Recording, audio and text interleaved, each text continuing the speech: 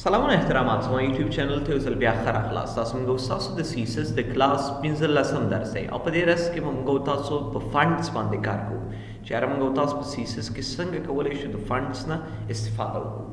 نو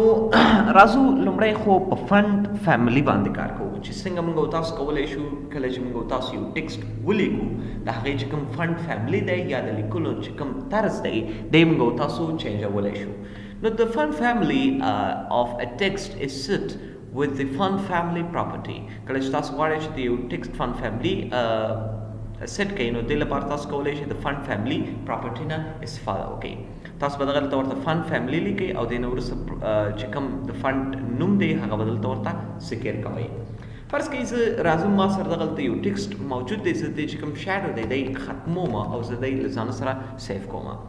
نو اوس زه غواړم چې دغه ټیکسټ چې کوم فنډ فیملی دی دی له ځانه سره چینج کړم. دی ما ته سلیکټ کړی دی، یو پی ټیګ دی چې ما اخیستی او دی ما ته انتخاب کړی او سلیکټ کړی هم دی.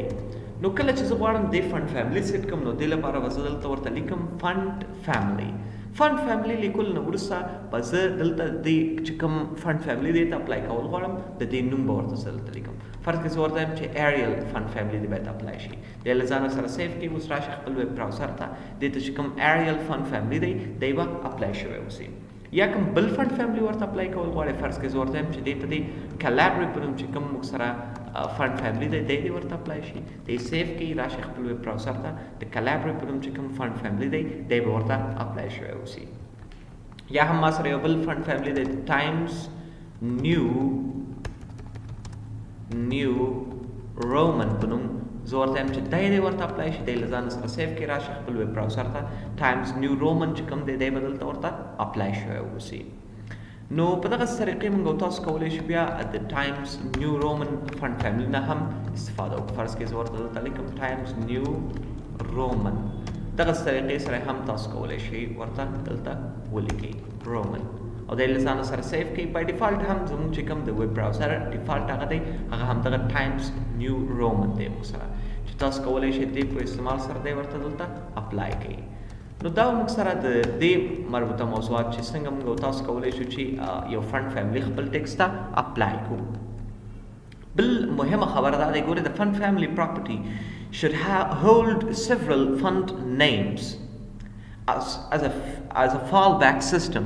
If the browser does not support the first font, it tries the next font and so on. ګورئ کله چې موږ تاسو یو فنډ فیملی سیټ کوو کوشش دا کوئ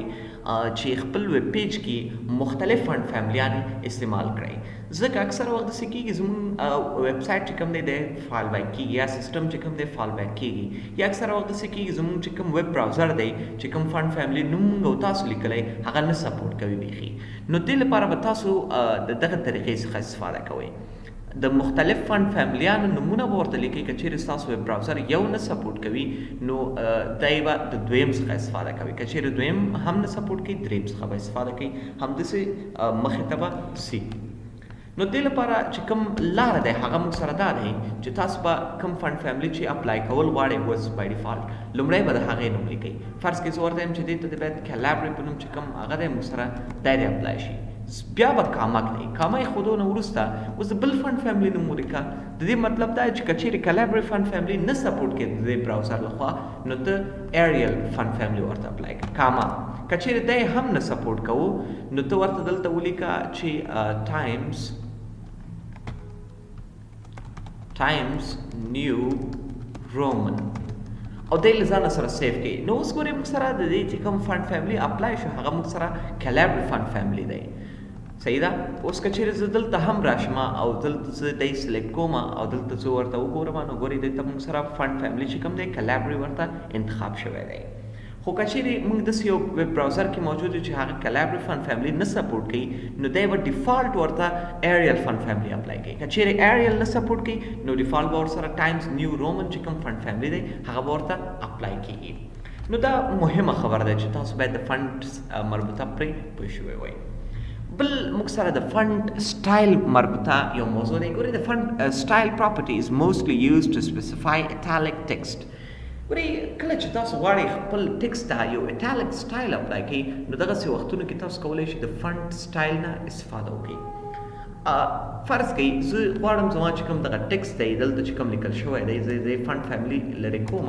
زه ورته وایم دا ټکسټ چې کوم لیکل شوی دی د باید موږ سره ایټالیک سټایل ولري نو دې لپاره تاسو کولی شئ دلته ورته ولیکي فنټ سټایل او سره رقم دې اوسي ایټالیک دې اوسي د له سره سیف کړئ نو ګورئ اوس به ایټالیک سټایل دې ته اپلای شوی اوسي همداسې تاسو کولی شئ چې نارمل ورته انتخاب کړئ اکثر وخت داسې کېږي یو ټکسټ موږ سره ډیفالټ ایټالیک اوسي او تاسو غواړئ چې دی چې کوم دی بل سټایل ته واړوئ نو کولی شئ یا نارمل حالت ته واړوئ نو کولی شئ دلته ورته نارمل ولیکئ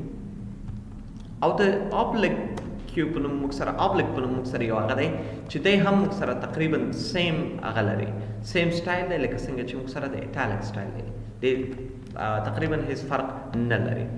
نو په دغه طریقې کې تاسو کولی شئ په د فنټ سټایل پراپرټي نه هم استفاده وکړئ دغلته ما فنټ سایز لیکلی دی دی به تاسو کراس کړئ دلته به ورته فنټ سټایل لیکئ صحیح ده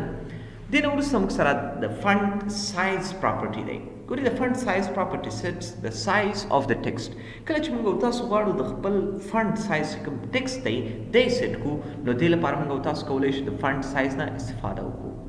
اکثر وخت موږ سره داسې کېږي زموږ ټکسټ چې کوم اوس نارمل اندازه دی هغه تقریبا 18 پکسله دی ګورئ که چېرې زه دی خپل نارمل زوم ان ته واړوم او زه دی انتخابوم د دې نارمل ود چې کوم دی موږ سره هغه دی تقریبا فنټ سایز یې 14 پکسله دی خو که چېرې زه دی زیاتول غواړم نو دې لپاره موږ تاسو کولی شو د فنټ سایز نه استفاده وکړو نو تاسو به راځئ دغلته به ورته لیکئ فنټ سایز او دلته موږ سره لارجر او دا آپشن هم شته دی خو تر ټولو چې ډېر استعمالي هغه د پکسل په اساس تاسو کولی شئ دلته ورته ولیکئ سل پکسلات تاسو ولرئ د له ځانه سره سیف کې اوس راشئ ویې ګورئ دی به موږ سره د سل پکسلو په اندازه موجود اوسي که چیرې تاسو غواړئ چې په دې ځان پوهېږئ چې آیا دا حقیقي نو تاسو کولی شئ دغلته رائټ کلیک انسپیکټ ته راشئ او انسپیکټ یې کړئ دغلته چې دې فنټ سایز ریلي موږ سره دومره دی او یا هم نه دی صحیح ده نو په دغه طریقې موږ تاسو کولی شئ د فنټ سایز نه استفاده وکړو یا تاسو نور هم کمول غواړئ فرض کړئ زه ورته یم چې دی باید موږ سره 3 پکسله اوسي نو اوس تاسو وګورئ چې دی 100% زوم ان ته چې کله وهمړوم نو ګورئ د ټکسټ سایز به موږ سره کم اوسي کله چې زه د دې سایز زیاتوم نور هم ګورئ اوس په موږ سره دی تقریبا ښکاره کېږي د 600 زوم ان کې به دی موږ سره دومره ښکاري که چېرې تاسو یې زیاتول غواړئ فرض کړئ 10 پکسله نو بیا به موږ سره دغه اندازه کې اوسي ګورئ 100% کې نو په دغه طریقې تاسو بیا کولی شئ د فنټ سایز نه هم استفاده وکړئ بل موږ سره په فنټ سټایل کې فنټ سټایل خو تاسو مخکې هم ولیدل چې موږ تاسو کولی شو دې په استعمال سره چې کوم هغه د سټایل دی دی چینج کړو دا سلاید تقریبا دوباره ریپیټ شوی دی راځو اینډ کې چې کوم موږ سره تر ټولو بل مهم هغه دی دې ته موږ تاسو فنټ ویت ویلی شو چې د فنټ ویت پراپرټي سپیسیفایز د ویت اف ا فنټ د دې په واسطه تاسو کولی شئ د یو فنټ چې کوم ویت دی دی ورته مشخصه کړئ چې دا د موږ سره نارمل شکل کې اوسي یا د دې موږ سره بولډ اوسي او یا هم د دې اندازه تاسو ورته دلته ذکر کوئ اکثر دی موږ د دې لپاره استعمالو کله چې موږ غواړو زموږ ټکسټ دی بولډ اوسي فرض کړئ زه راځم د دې لپاره فنټ فیملی چې کوم دی کلابري سیټ کوم کلابري فنټ فیملی د دې چې کوم فنټ سایز دی دی زه ورته 10 پکسله سیټ کوم او زه غواړم چې دی د موږ سره بولډ اوسي نو دې لپاره تاسو کولی شئ بیا د فنټ